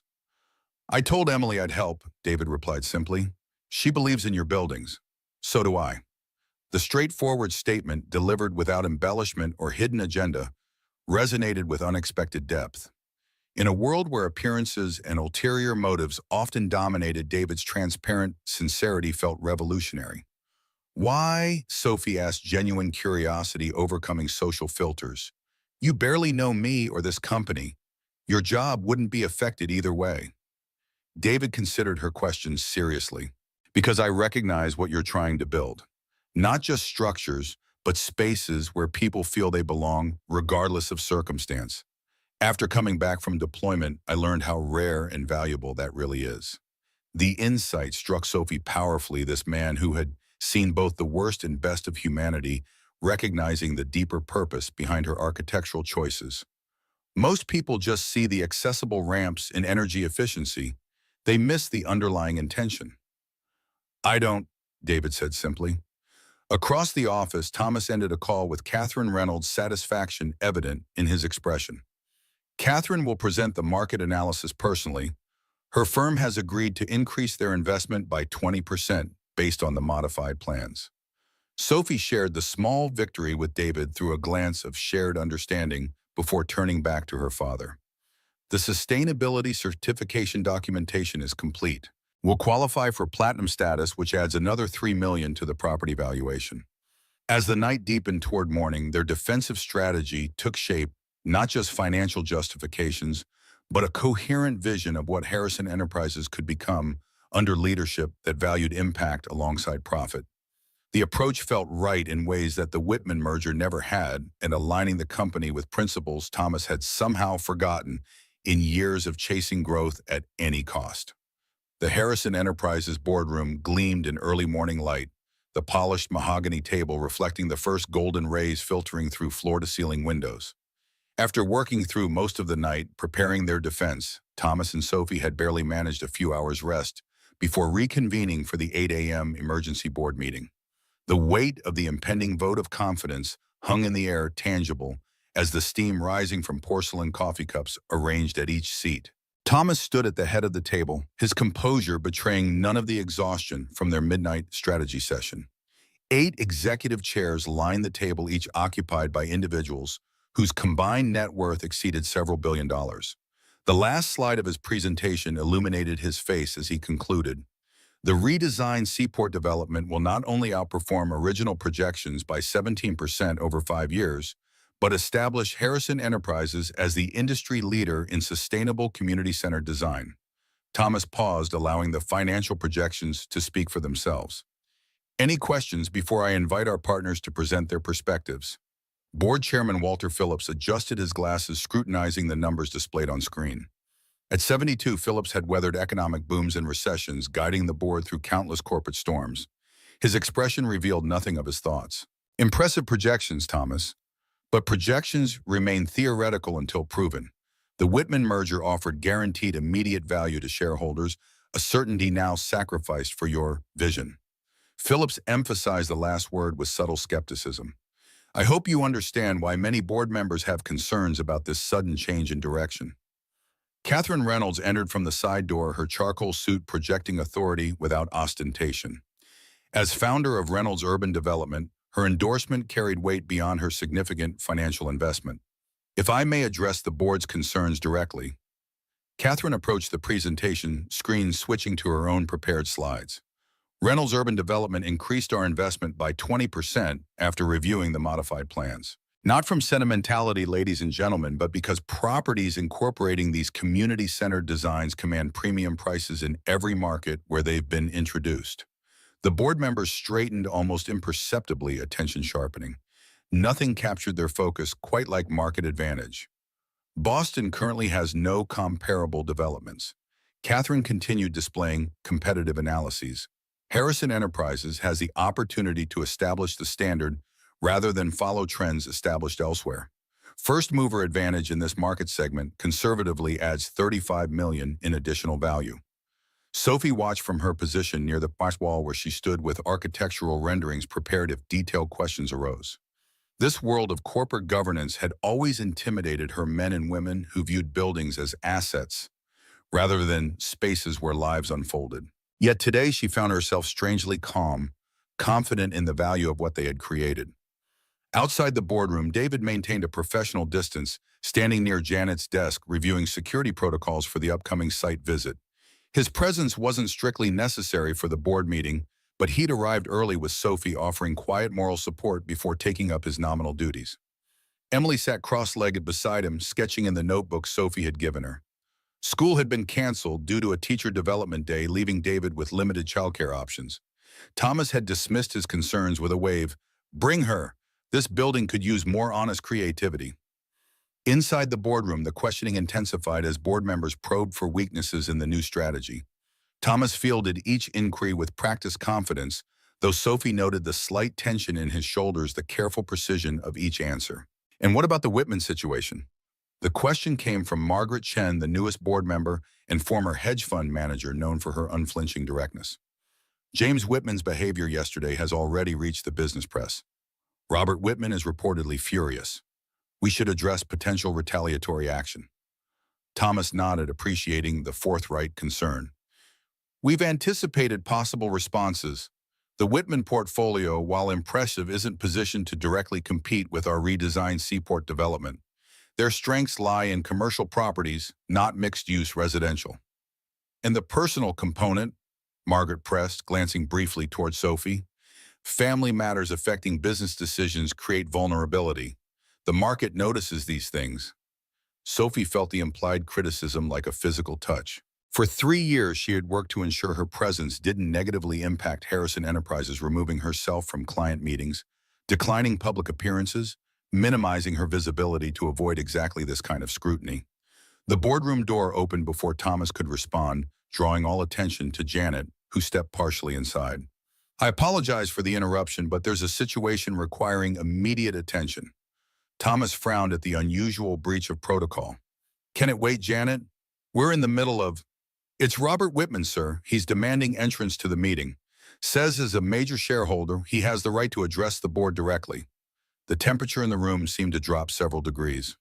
Board members exchanged glances, ranging from curiosity to alarm. Walter Phillips cleared his throat. "As chairman, I should note that while unorthodox, any shareholder owning more than 5% equity technically has the right to petition for board audience. Whitman Development holds 6%. Thomas confirmed, his expression revealing nothing of his inner thoughts. "Very well, Janet. Please show him in." Sophie straightened instinctively, bracing herself.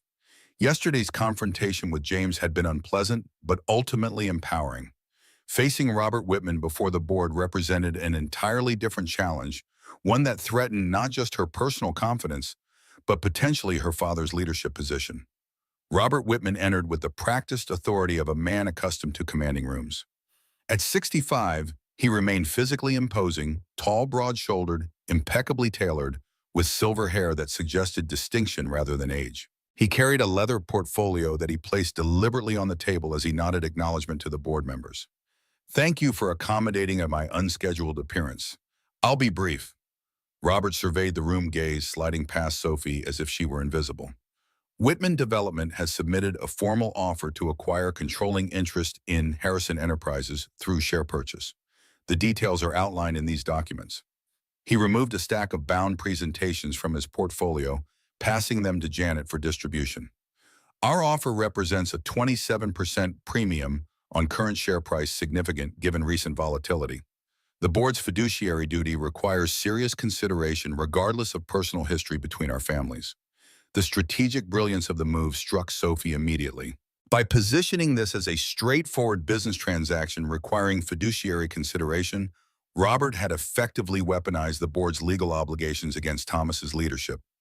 Walter Phillips accepted his copy of the proposal, glancing through it with practiced efficiency. "This is highly irregular, Robert. Hostile takeovers generally don't begin in the middle of board meetings." "Not hostile, Walter. Merely opportunistic." Robert remained standing, commanding the room's attention.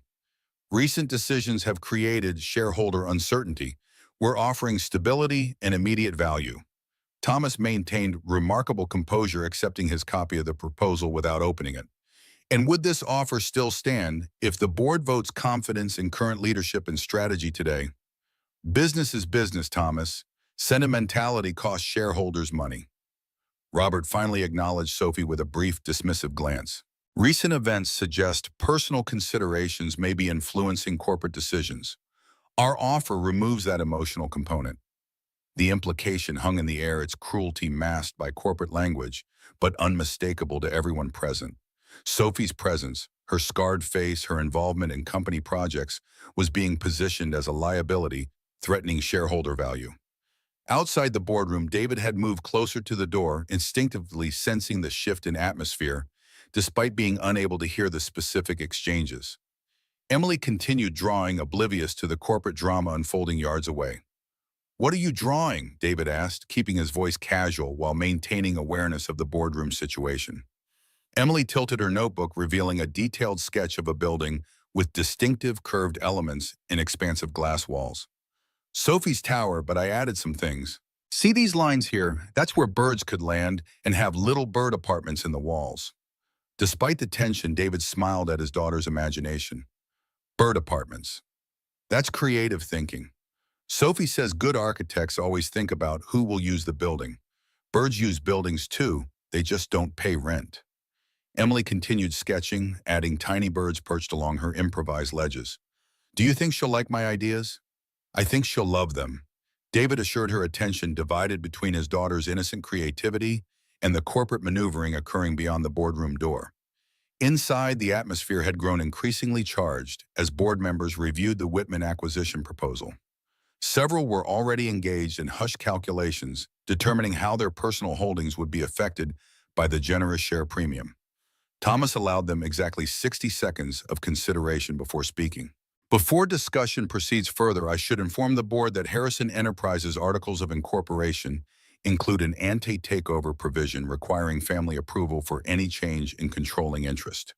As the sole remaining Harrison family member, besides Sophie, I do not approve this offer." Robert's expression tightened almost imperceptibly. "Legal provisions can be challenged, Thomas, particularly when leadership decisions appear to prioritize family concerns over shareholder value." "You mean my face?" Sophie spoke for the first time, her voice steady despite the adrenaline coursing through her system. All heads turned toward her, several board members appearing startled, as if they'd forgotten her presence. "Let's be clear about what you are implying, Mr. Whitman. You believe my father is making business decisions based on protecting me rather than serving shareholder interests." Robert adjusted his tie, momentarily uncomfortable with the direct confrontation. "I'm merely noting that emotional attachments can cloud business judgment. Your father canceled a lucrative merger after my son behaved immaturely at a social gathering. After your son publicly mocked an executive of this company," Thomas corrected, controlled anger evident in his precise diction. "The canceled merger was a values decision, not an emotional response." Walter Phillips cleared his throat. "Perhaps we should return to the scheduled agenda. This acquisition offer requires legal review before substantive discussion regardless of personal factors. Robert Whitman remains standing reluctant to relinquish control of the narrative.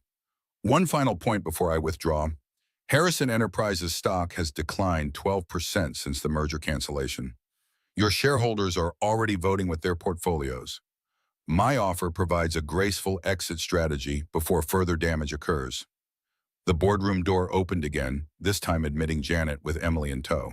The child had apparently wandered away from David's supervision, drawn by curiosity about where Sophie had disappeared to. "I'm so sorry," Janet whispered, clearly mortified by the breach of protocol. She slipped past while I was distributing documents. Emily stood in the doorway, wide-eyed at the tableau of powerful adults staring back at her. Her notebook remained clutched in one hand, crayon in the other. "Oh, sorry, I was looking for Sophie. I made something for her." The incongruity of a child interrupting a multi-million-dollar corporate confrontation created a moment of surreal pause. Robert Whitman's expression reflected irritation bordering on disdain, while several board members appeared unsure whether to be amused or appalled. Sophie moved quickly to Emily's side, placing a gentle hand on her shoulder. "It's okay. These grown-ups are having an important meeting right now. We can look at your drawing afterward, okay?" Emily nodded, but before Sophie could guide her out, the child's attention fixed on Robert Whitman. Recognition dawned in her expression. "Are you the mean man's dad? The one who was yelling in the lobby yesterday?" The innocent question landed like a grenade, exploding the carefully maintained veneer of corporate civility. Margaret Chen unsuccessfully suppressed a startled laugh, quickly masked behind a diplomatic cough. Walter Phillips studied his pen with sudden fascination. Robert Whitman's complexion darkened noticeably. "Young lady, you clearly don't understand." "I understand being mean," Emily interrupted with the confidence of absolute moral certainty. "My dad says how you treat people when nobody's looking shows who you really are. Lots of people were looking yesterday and your son was still mean." David appeared in the doorway behind her, expression mortified. "Emily, we don't interrupt important meetings." He nodded apologetically to the room. "I'm so sorry for the disruption." Thomas Harrison, however, was studying Emily with newfound interest. "Actually, perhaps we should hear what Emily has to say. After all, she's the future generation who will live in the buildings we're designing. Emily, what do you think of Sophie's architectural plans?" The question, delivered with the same seriousness Thomas might use when addressing Catherine Reynolds or any other professional, caught everyone by surprise, none more than Emily herself. She straightened importantly, sudden spotlight, transforming childish interruption into formal consultation. "They're the best buildings ever," Emily declared without hesitation. "Because they're for everybody, people in wheelchairs, and kids, and old people, and even birds if she likes my new ideas. Buildings should be like that, for everybody, not just rich people." Catherine Reynolds nodded thoughtfully. "Market research supports that perspective, actually. Multi-generational accessible design commands premium pricing while increasing community integration. The demographic diversity increases property resilience during economic downturns." Robert Whitman's patience visibly evaporated. "This is absurd. We're now taking architectural direction from a child. This perfectly illustrates my point about emotional decision-making undermining corporate governance." Emily frowned at his dismissive tone, looking between the adults with growing understanding of the dynamics at play. She turned to Sophie, offering her notebook with sudden shyness. "I drew your building, but I added bird apartments. I hope that's okay." Sophie accepted the drawing, genuine appreciation replacing professional composure as she examined the detailed sketch. "This is wonderful, Emily. Bird habitats are actually being incorporated into sustainable architecture around the world. It's brilliant thinking."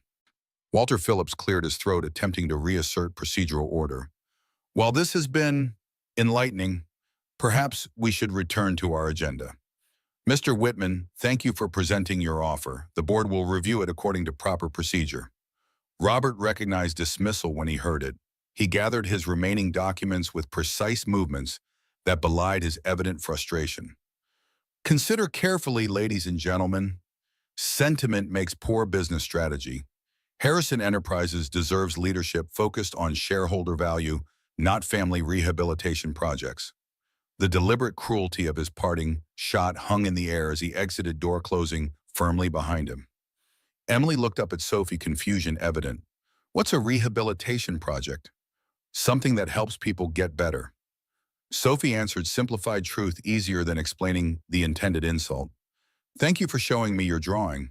Would you like to wait outside with your dad while we finish this meeting? Emily nodded, allowing David to guide her toward the door. Before leaving, she turned back impulsively. Don't worry about that grumpy man. My dad says some people are just mad because they forgot how to be kind, and that makes them lonely inside. The artless wisdom silenced the boardroom momentarily.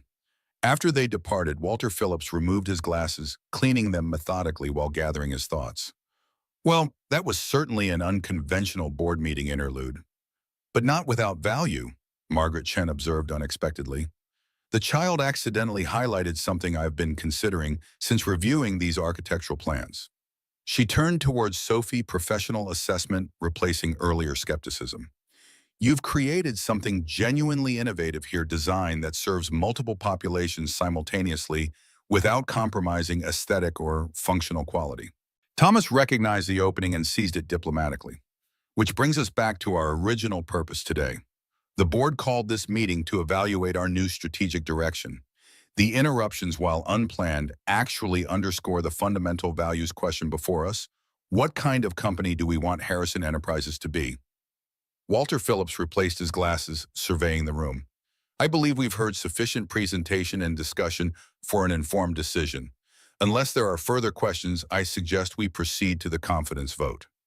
The following 30 minutes unfolded with the formal procedure typical of corporate governance motions, proposed, seconded discussion, structured according to parliamentary rules that had governed boards since long before anyone present was born.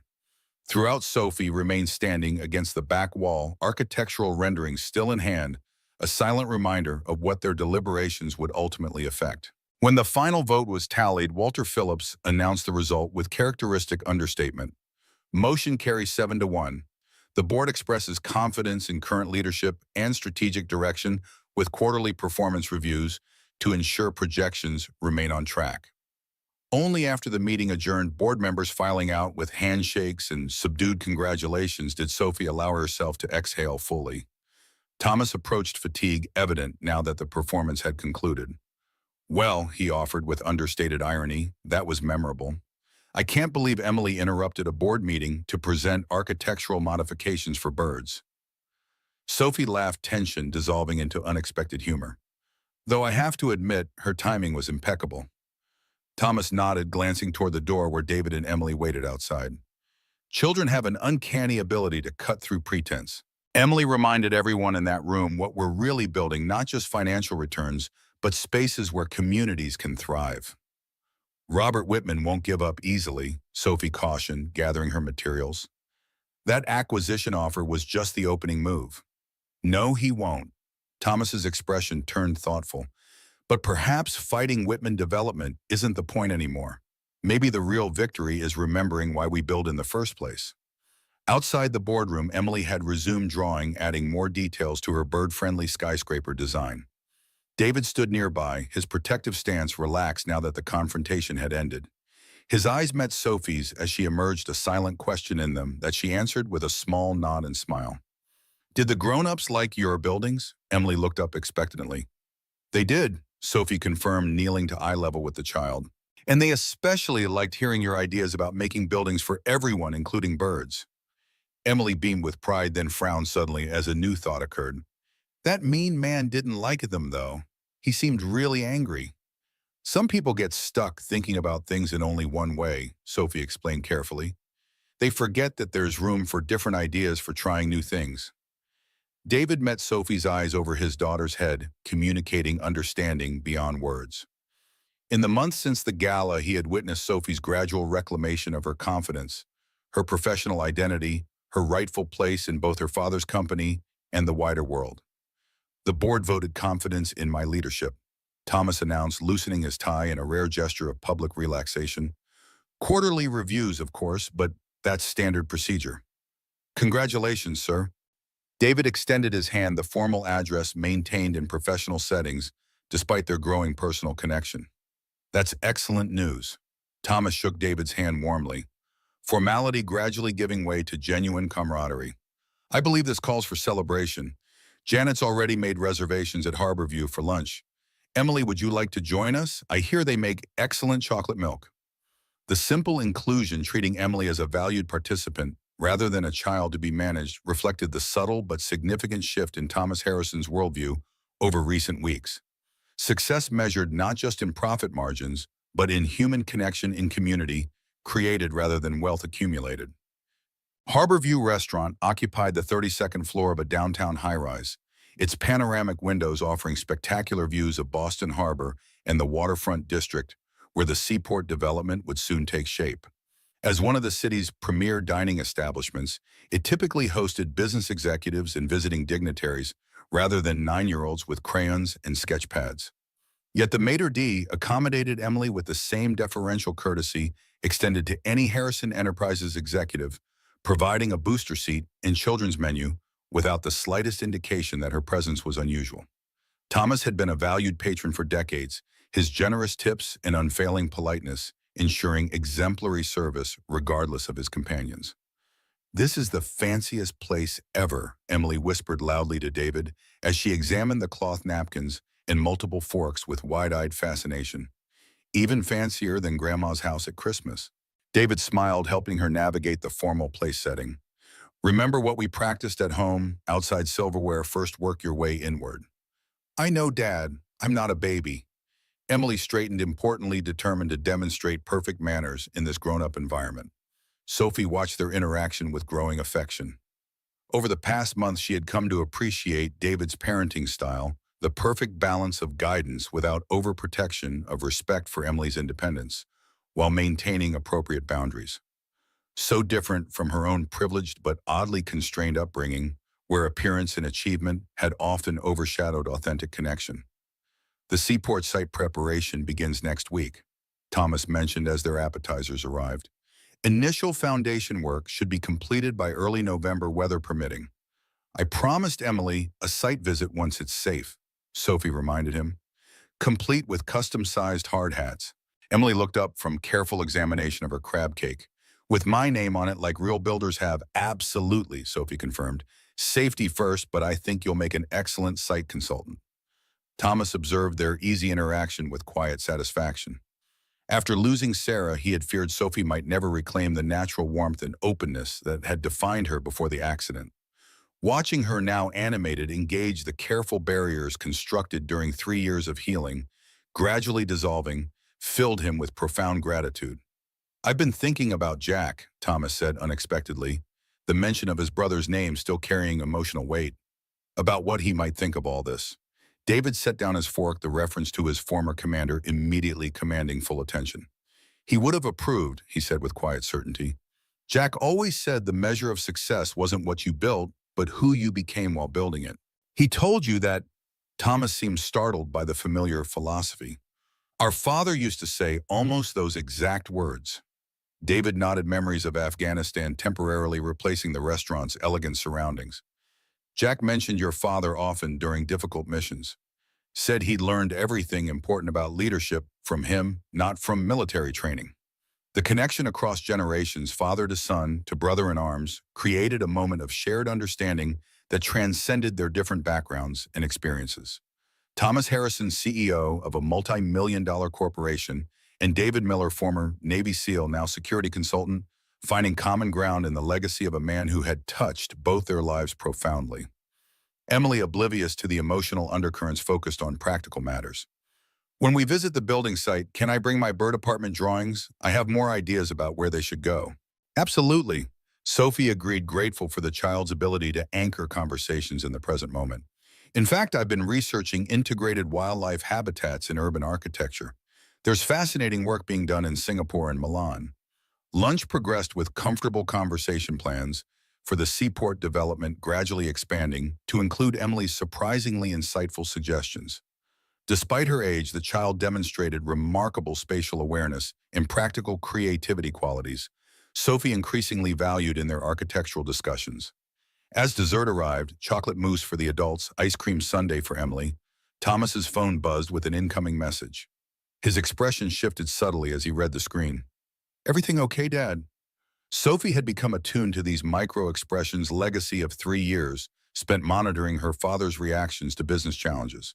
Thomas set his phone down deliberately. Robert Whitman has called a press conference for tomorrow morning. Topic unspecified, but given today's events, we can assume it relates to Harrison Enterprises. David immediately shifted to security assessment mode. Public relations response. Already in motion, Janet's contacting our media team to prepare statements addressing various scenarios. Thomas maintained outward calm, though Sophie recognized the strategic calculations occurring behind his composed expression. We should anticipate either announcement of their acquisition attempt or possibly something more personal. Emily looked between the adults, sensing the tension despite their careful language. Is the mean man's dad going to cause more problems? The direct question cut through pretense, demanding honest response rather than adult evasion. David considered his answer carefully, balancing truth with appropriate reassurance. He might try, but sometimes problems lead to better solutions. Remember when your science project volcano wouldn't erupt? Emily nodded solemnly. We had to change the formula 3 times, but then it made the biggest eruption in the whole class. Exactly. Sometimes challenges make us find better ways forward. David glanced toward Thomas and Sophie, including them in the metaphor. I think Harrison Enterprises is pretty good at finding better ways forward. The simple vote of confidence, delivered without corporate jargon or financial metrics, carried unexpected weight. Thomas nodded appreciatively, recognizing the truth in David's assessment. The past month had indeed forced Harrison Enterprises to reconsider its fundamental direction, ultimately strengthening rather than weakening its position. Speaking of moving forward, Thomas said as they finished dessert, I've been meaning to discuss something with both of you. He looked between Sophie and David, unusual hesitation suggesting the topic carried personal significance. The company maintains a residence in Martha's Vineyard, nothing ostentatious but comfortable. Sarah and I used it primarily during summers when Sophie was younger. Sophie tensed slightly at the unexpected reference to her mother and childhood memories. The vineyard house represented a chapter of family history she had carefully avoided since the accident. Too many memories of her mother's laughter on the wraparound porch of family dinners, watching sunsets across the bay. The house has sat empty for 3 years now, Thomas continued. Caretakers maintain it, but no one has actually stayed there. I was thinking perhaps, for Thanksgiving weekend, we might consider using it again. The suggestion hung in the air, its significance extending far beyond a simple holiday plan. Thomas Harrison never made casual propositions, each word, each invitation carefully considered for its implications. By including David and Emily in this deeply personal family space, he was signaling a shift in relationship that transcended professional connection. Sophie studied her father with newfound understanding. Thomas Harrison, the imposing CEO who commanded boardrooms and managed billion-dollar developments, was in his own way as much in need of healing as she had been. The Vineyard House represented not just family history, but potential future possibility, rather than just memory. I think that sounds wonderful, Sophie said, finally surprised by how genuinely she meant it. Emily might enjoy beachcombing even in November. The shells are actually better after summer crowds are gone. Emily perked up immediately at the mention of beaches. Can we look for sea glass too? My friend Zoe went to Cape Cod and found blue sea glass, which is super rare. David maintained careful neutrality, recognizing the significance of the invitation, but conscious of appropriate boundaries. That's very generous, sir, but we wouldn't want to impose on family tradition. Not an imposition, Thomas clarified with unusual directness. An invitation. Jack would have wanted us to move forward as connected people, not isolated by grief or circumstance.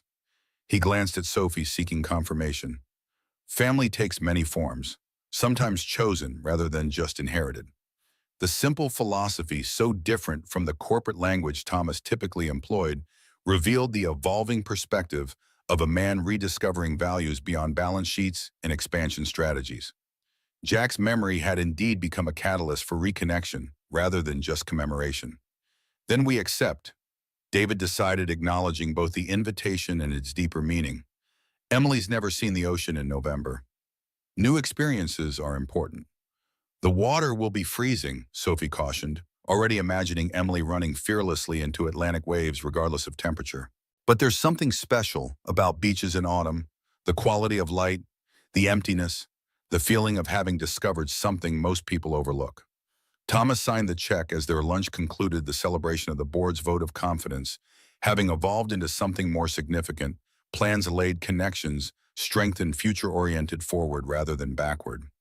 Outside the restaurant, Boston stretched before them the Seaport District, visible in the distance where their collaborative vision would soon transform from architectural renderings to physical reality. I should get Emily to her art class, David mentioned as they reached the lobby. She has that exhibition coming up next week. The one at the community center, Sophie clarified, having heard Emily discuss it extensively during recent visits. I'd love to attend if that would be okay. Emily bounced with excitement at the suggestion. Yes, you have to come. I'm showing my bird buildings, and maybe my teacher will let me include the new drawing with your tower too. I wouldn't miss it. Sophie promised, touched by the child's enthusiasm for sharing her creative work. Maybe you can show me what you're working on for the exhibition before Thanksgiving. I might have some architectural materials that could help. The casual suggestion, extending their connection beyond formal company functions into genuine friendship, reflected Sophie's growing comfort with personal relationships after years of self-imposed isolation. The protective walls constructed after the accident continued to dissolve, gradually replaced by cautious but authentic engagement with the world beyond her scars. As David and Emily departed for her art class, Thomas and Sophie walked toward the waiting company car. The autumn sunlight caught Sophie's profile, illuminating both scarred and unmarked skin with equal radiance. For the first time in 3 years, Sophie made no instinctive move to turn away, to hide the marked side of her face from potential observation.